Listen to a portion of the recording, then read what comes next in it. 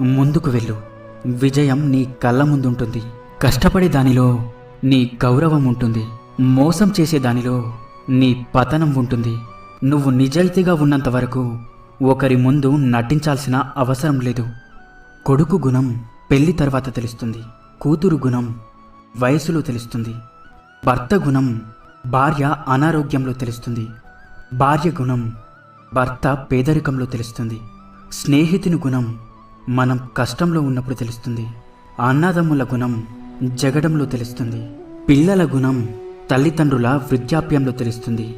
మాటలు చెప్పేవాడి దగ్గరకు తాత్కాలికంగా జనం చేరుతారు, కానీ కష్టపడేవాడి దగ్గరకు విజయం శాశ్వతంగా చేరుతుంది.